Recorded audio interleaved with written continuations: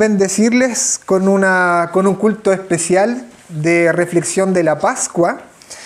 Y reflexionando mis ojos se posicionaron en este texto, y no en este texto, sino que en 2 capítulos. Y adivinen de qué libro: Apocalipsis. 2 capítulos de Apocalipsis, así que espero que sea de bendición para ustedes. Y no les voy a hacer que se pongan de pie porque son bastantes versículos, así que les vamos a dar lectura, vamos a orar y vamos a ver qué el Señor tiene para nosotros el día de hoy. Así que le invito al capítulo 4 y 5 del libro de Apocalipsis. Capítulo 4 y 5 del libro de Apocalipsis.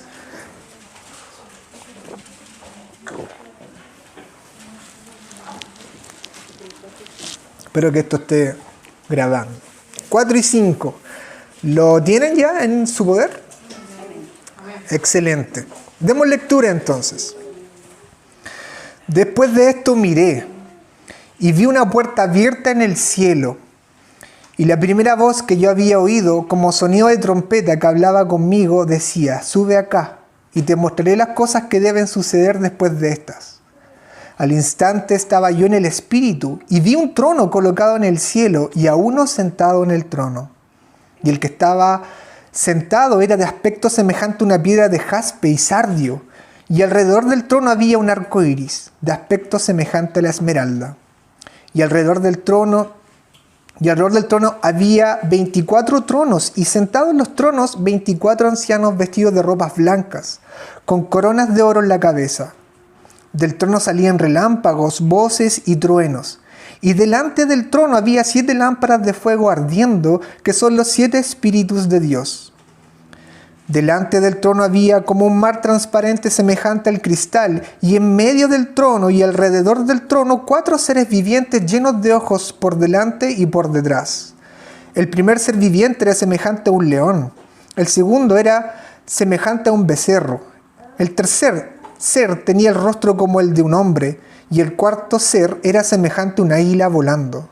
Y los 4 seres vivientes, cada uno de ellos con 6 alas, estaban llenos de ojos alrededor, por dentro, y día y noche no cesaban de decir: Santo, Santo, Santo es el Señor Dios, el Todopoderoso, el que era, el que es y el que ha de venir.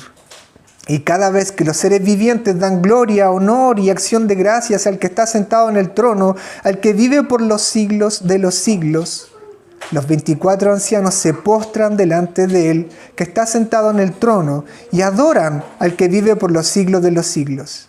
Y echan sus coronas delante del trono diciendo: digno eres, Señor Dios nuestro, de recibir la gloria, el honor y el poder, porque tú creaste todas las cosas y por tu voluntad existen y fueron creadas.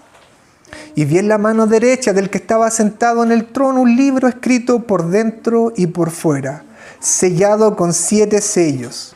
Y vi un ángel poderoso que pregonaba a gran voz: ¿quién es digno de abrir el libro y desatar sus sellos? Y nadie, ni en el cielo, ni en la tierra, ni debajo de la tierra, podría abrir el libro ni mirar su contenido. Y yo lloraba mucho, porque nadie había sido hallado digno de abrir el libro ni de mirar su contenido. Entonces uno de los ancianos me dijo: no llores, mira, el león de la tribu de Judá, la raíz de David, ha vencido para abrir el libro y sus 7 sellos. Miré, y vi entre el trono con los 4 seres vivientes y los ancianos a un cordero de pie como inmolado, que tenía 7 cuernos y 7 ojos, que son los 7 espíritus de Dios enviados por toda la tierra. Y vino y tomó el libro de la mano derecha del que estaba sentado en el trono. Cuando tomó el libro, los 4 seres vivientes y los 24 ancianos se postraron delante del cordero. Cada uno tenía un arpa y copas de oro llenas de incienso, que son las oraciones de los santos. Y cantaban un cántico nuevo, diciendo: digno eres de tomar el libro y de abrir sus sellos, porque tú fuiste inmolado. Y con tu sangre compraste para Dios a gente de toda tribu, de lengua, de pueblo y de nación. Y los has hecho un reino y sacerdotes para nuestro Dios, y reinarán sobre la tierra. Y miré y oí la voz de muchos ángeles alrededor del trono y de los seres vivientes y de los ancianos. Y el número de ellos era miriadas de miriadas y millares de millares, que decían a gran voz: el Cordero que fue inmolado, digno es de recibir el poder, las riquezas, la sabiduría, la fortaleza, el honor, la gloria y la alabanza. Y a toda cosa creada que está en el cielo, sobre la tierra, debajo de la tierra y en el mar, y a todas las cosas que en ellos hay, oí decir: al que está sentado en el trono y al Cordero sea la alabanza, la honra, la gloria y el dominio por los siglos de los siglos. Y los 4 seres vivientes decían: amén. Y los ancianos se postraron y adoraron. Amado Padre Celestial, damos gracias hoy por este día y damos gracias por su palabra, Señor. Ruego hoy, Señor, por mi debilidad y mi torpeza, Señor, para que no sea un estorbo, para que su pueblo sea edificado, consolado, Señor, y esperanzado en estas verdades celestiales que usted tiene que decirles y revelarles, Señor. Yo me escondo detrás de usted, Espíritu Santo, para que sea usted hablando a su pueblo y no sea idea de hombre saliendo de este púlpito, Señor. Oro por mis hermanos para que ellos sean oidores espirituales, corazones sinceros que puedan recibir esta palabra. Y oro también por los inconversos, para que ellos sean creyendo en el verdadero Dios y en su verdadero Cristo. En el nombre de Jesús, amén. Hermanos, ¡wow! ¡Qué magnífica visión! Y esta es la visión que el propio Señor Jesucristo le entrega al apóstol Juan. Y el apóstol Juan la escribe para las 7 iglesias de Asia Menor, que están en el capítulo 2 y el capítulo 3 del libro de Apocalipsis. ¿Cierto? Amén. Y sin duda, como leímos, tiene muchos símbolos y figuras. Y si leemos de primera vista, podrían volverse muy complejos y difíciles de interpretar. Pero la verdad es que si profundizamos en el contexto del libro, el propósito de esta visión se vuelve mucho más claro. En el capítulo 1, versículo 9, Juan escribe algo importante. Dice: yo, Juan, vuestro hermano y compañero en la tribulación. Juan estaba en medio de una tribulación. Juan estaba exiliado en la isla de Patmos, en medio de una tribulación. Y escribe a gente atribulada, a los creyentes de las 7 iglesias de Éfeso, o sea, de Asia Menor, entre ellas Éfeso. Si leemos los capítulos 2 y 3, estas personas, nuestros hermanos en el primer siglo, estaban pasando por persecución, eran perseguidos por el Imperio Romano. Y no tan solo por el Imperio Romano, sino que por los judíos. También estaban sometidos a pobreza. Inclusive estaban dentro de las iglesias insertándose falsas doctrinas demoníacas. Y estaban en peligro de muerte. Un atribulado recibe una visión para entregársela a gente atribulada. Gente que estaba en aflicciones, problemas. Y por lo tanto, con riesgo de abandonar la fe. Si leemos esto, es comprensible que ellos estaban a punto de abandonar la fe. ¿No es cierto? Imagínense, les decían: cree en el Evangelio de Jesucristo. Él murió y resucitó para justificarte, por el perdón de tus pecados.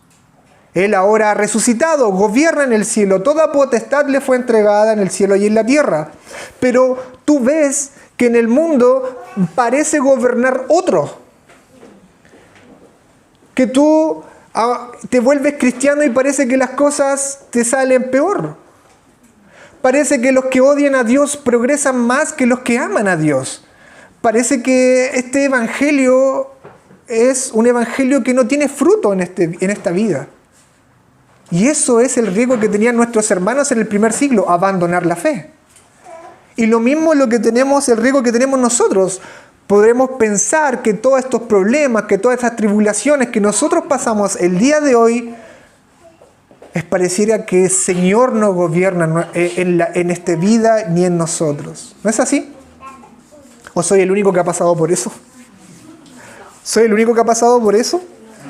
Todas estas cosas nos hacen dudar y decaer nuestra fe. Nos hace preguntarnos: Señor, ¿por qué me ocurre esto a mí? ¿Por qué? ¿No debe tu pueblo, Señor, y tus hijos, Señor, gozar de bendiciones?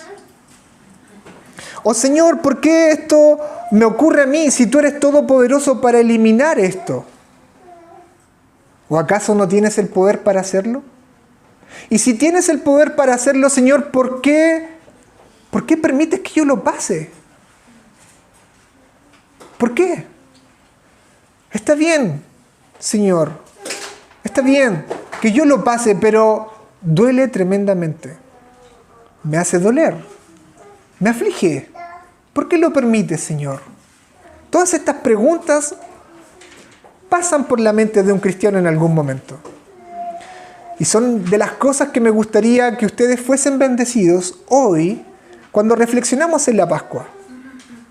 Por lo tanto, Dios, en medio de esta circunstancia, le entrega una visión a su pueblo atribulado, una visión que los va a llenar de esperanza y de consuelo. Por lo tanto, lo que yo quiero es entregarle el día de hoy a ustedes es que sus corazones sean consolados,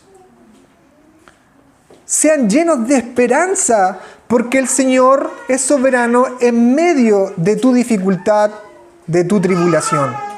Así como fueron consolados nuestros hermanos en el primer siglo, esta visión a nosotros nos debe llenar de consuelo y de esperanza. Y tú te preguntas, ¿por qué debo tener esperanza y consuelo en medio de mi dificultad, de mi tribulación? Dos cosas.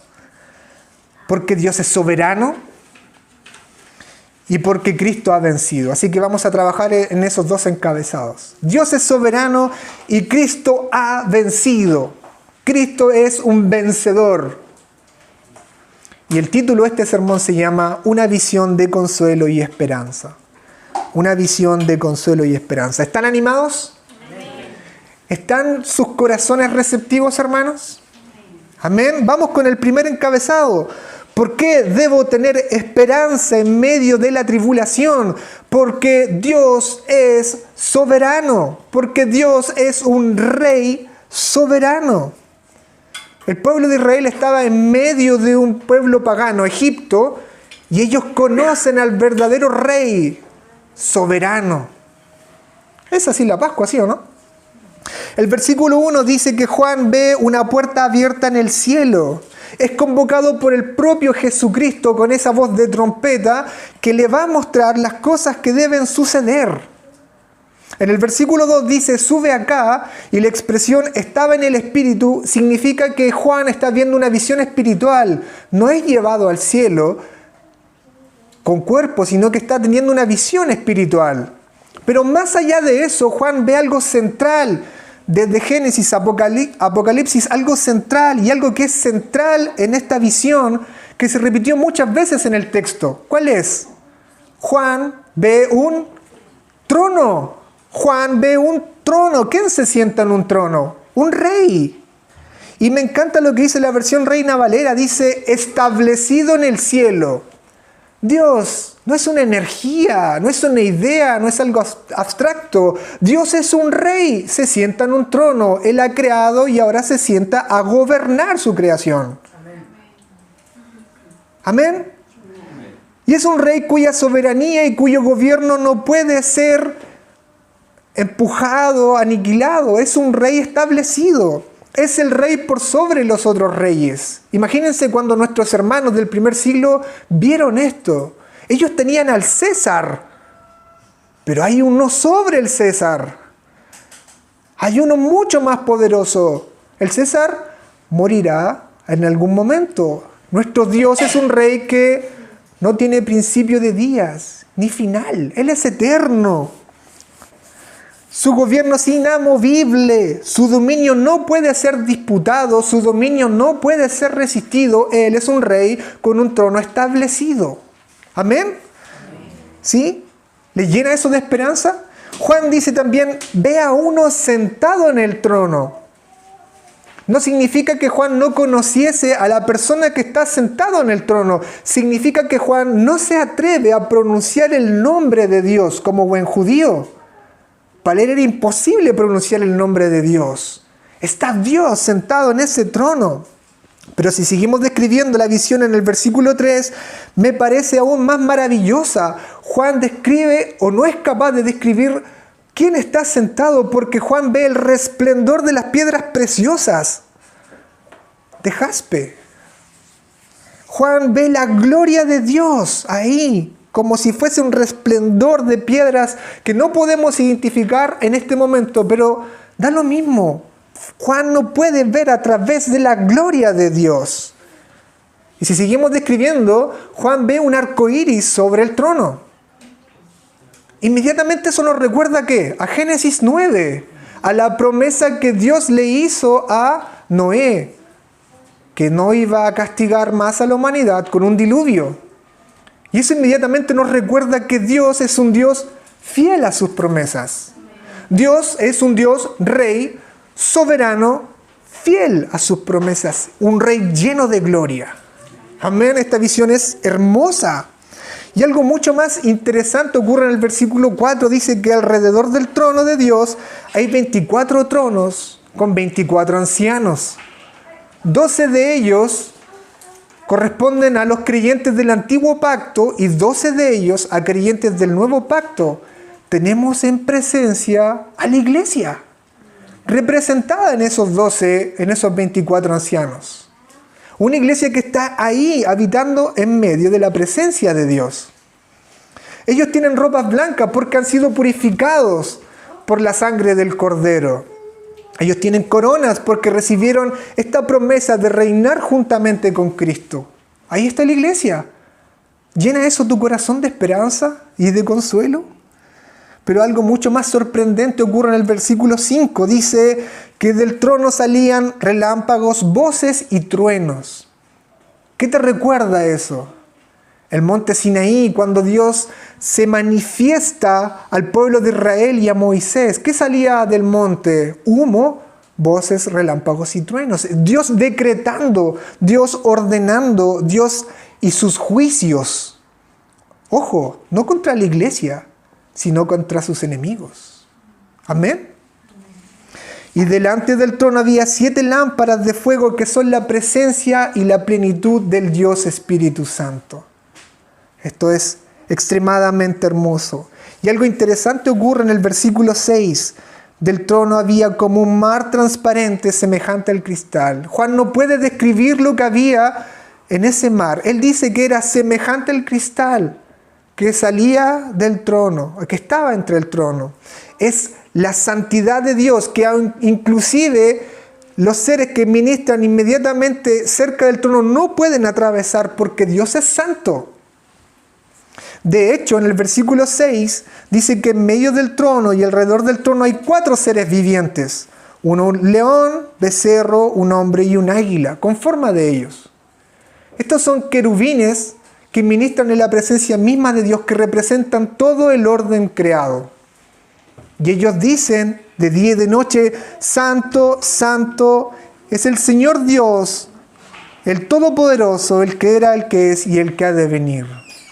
Dios es santo, santo, santo, santo. Él es todopoderoso, Él puede hacer todas las cosas. No hay nada que Él no pueda hacer. Dios es eterno, inmutable y es fiel. ¿Se dan cuenta? Todas estas características hacen que Dios, nuestro Dios, sea adorado, sea venerado. Los ancianos se integran a este acto de adoración postrándose, echan sus coronas y se humillan ante la majestad divina, manifestando su devoción y su gratitud porque Dios ha creado y sustenta su creación.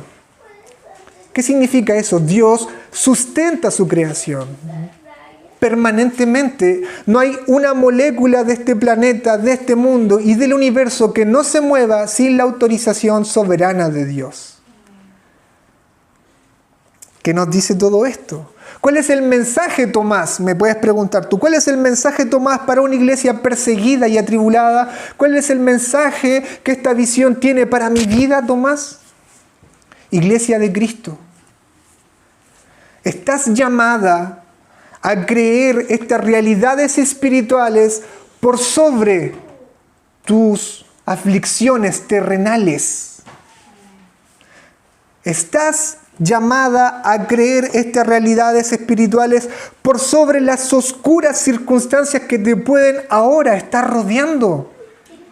Dios es soberano. Dios es soberano. ¿Y qué realidades espirituales estamos hablando? Dios es soberano, su reino inamovible, Él es fiel a sus promesas, Él es justo, Él es santo, Él es todopoderoso, es eterno e inmutable. Esa realidad es la que debe opacar tus circunstancias presentes. Podríamos mirar nuestros problemas, hermanos. Podríamos mirar nuestras tribulaciones, nuestras enfermedades, el caos del mundo y decir, Dios no está gobernando. Cristo no está en el trono de David. Cristo a lo mejor no resucitó. O Cristo no es tan soberano como Él dijo ser. Pero no, todos esos pensamientos tienen que ser eclipsados cuando yo por fe creo en esa visión que se le entregó a Juan y veo que Dios está sentado en el trono. Eso debe llenar de consuelo y de esperanza tu realidad presente. ¿No es así? Dios es soberano en su creación y Él sustenta su creación de forma permanente. Eso debe llenar de consuelo tu vida. Debe llenar de esperanza tu vida. Es algo digno de alegrarse, hermanos. Esto es lo que debemos creer. ¿Quién dice amén? Amén. ¿O están tan absortos con la visión de Juan? Amén. Nuestro Dios es soberano. Alegra tu corazón. Pero la visión se coloca aún más hermosa. Capítulo 5. ¿Por qué debemos seguir teniendo esperanza? ¿Por qué tenemos que tener consuelo en medio de nuestras tribulaciones? ¿Qué le pasó al pueblo de Israel en Egipto? Ellos creyeron en un Dios soberano, pero a ellos se les dio un cordero. Ellos se les dio un cordero. Porque nuestro Cristo ha triunfado. Esa es la segunda causa de por qué debe llenar tu corazón de esperanza. Cristo ha vencido. Él ha triunfado. En el capítulo 5 la visión continúa. Ahora está enfocada en una situación en particular que corresponde a la llave central de todo el libro de Apocalipsis. El que no entiende esta parte no entiende el libro, no entenderá el libro de Apocalipsis. En la mano derecha de Dios se encontraba un libro, un rollo, un pergamino, que tenía 7 sellos. Eso significa que el Dios soberano en ese pergamino tenía el plan para el universo completo, para la salvación de su pueblo y para el juicio de sus enemigos. Que esté sellado significa que no había sido revelado ese plan y que no cualquiera podría colocar en efecto ese plan. Ese pergamino contenía toda su voluntad y sus decretos. No cualquiera lo podía leer. No cualquiera podría atravesar el mar de cristal y tomar de ese ser glorioso de su mano derecha ese pergamino. De hecho, un poderoso ángel en el versículo 2, capítulo 5 dice: ¿quién es digno de abrir el libro y desatar sus sellos? Ni ese poderoso ángel era capaz de ir y acercarse al trono de la divinidad. Ante la ausencia de alguien digno, en el cielo, en la tierra y debajo de la tierra, Juan llora, por supuesto. ¿Quién va a poder poner en acción el plan divino? ¿Quién va a terminar de rescatar y glorificar a la iglesia? ¿Cómo Dios va a glorificar su nombre? Haciendo juicio contra sus enemigos. Juan llora. Es lógico que Juan llora. Pero rápidamente es consolado por un anciano en el versículo 5. Le dice: no llores, mira, el león de la tribu de Judá, la raíz de David, ha vencido para abrir el libro y sus 7 sellos. El león de la tribu de Judá, la raíz de David, son títulos mesiánicos. Son títulos mesiánicos. El que llegaba ahí era el Mesías de Dios, el Cristo, que llegaba de haber vencido. Y fíjense la descripción que hace el anciano, el león de la tribu de Judá. El león de la tribu de Judá, la raíz de David, ha vencido.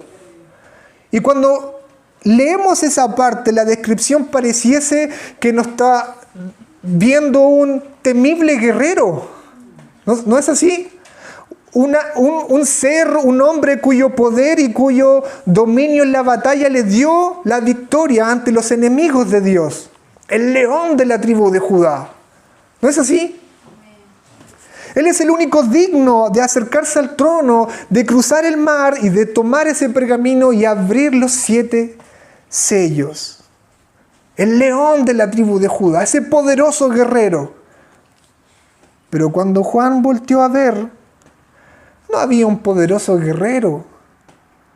En el versículo 6, el león de la tribu de Judá no tenía una imponente majestad. No era un rey poderoso mayor que el rey David. No tenía esa estampa. No vio a un león temible, de aspecto temible. Vio un cordero de pie como inmolado, que parecía haber sido sacrificado. Eso no significa que ese hombre era un guerrero imponente, era un cordero que parecía haber sido sacrificado. En su cabeza no había las marcas de una corona pesada de oro, sino que había las marcas de una dolorosa corona de espinas. En sus manos no estaban las marcas de una espada, sino que las marcas de clavos que lo tuvieron sujetado a una cruz. En su pecho no había una exuberante armadura, sino que había latigazos en su espalda que abrieron su carne y en su costado una hendidura de una lanza. De hecho, sus ropas no tenían la sangre de sus enemigos, sino que tenían su propia sangre.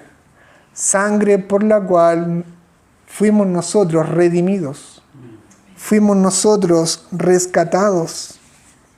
Sangre que se virtió por tus pecados y por mis pecados. Jesús, el león de la tribu de Judá, que al mismo tiempo es el Cordero de Dios, regresó triunfante sobre Satanás, sobre nuestros pecados, porque murió como un cordero. Triunfó como león, sacrificándose como un cordero. Ahí está la paradoja del Evangelio. Aunque había sido herido de muerte, ese león actuó como cordero para pagar por nuestros pecados. Él recibió la ira de Dios en nuestro lugar, en tu lugar. Él se humilló a sí mismo, descendió del cielo, tomó cuerpo de hombre y cuando se hizo semejante a los hombres, murió en una cruz por nuestros pecados. Y al tercer día resucitó.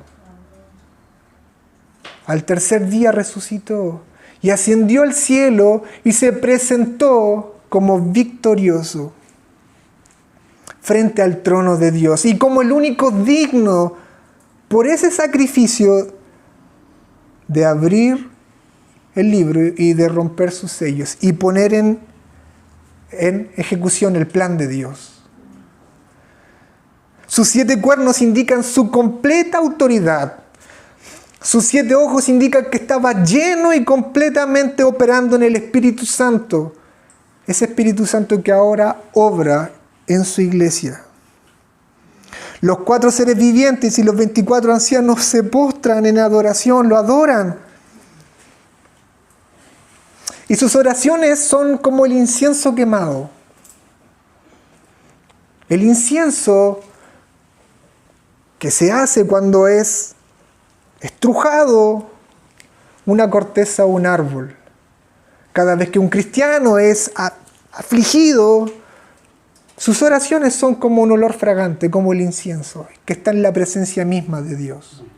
Al igual que su Señor. Cada vez que nuestro Señor fue afligido, solamente salía adoración y alabanza al Dios Todopoderoso. Cristo es el revelador de Dios. No tan solo Dios es un Dios rey, soberano, fiel a sus promesas, digno de toda alabanza, omnipotente, todopoderoso, sino que Dios también es un Dios de amor que se humilló a sí mismo y entregó a su Hijo. ¿Te das cuenta?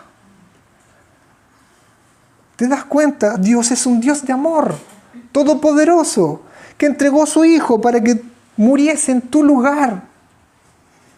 Por eso los seres vivientes, estos 4 seres vivientes, y los ancianos dicen, los has hecho un reino de sacerdotes. Los has hecho un reino de sacerdotes para nuestro Dios y reinarán en la tierra. Dios es un Dios soberano en la naturaleza, en su creación y también en nuestra redención. Dios es un Dios soberano. Que eso consuele tu corazón. Que eso consuele mi corazón. Jesucristo es coronado como Rey.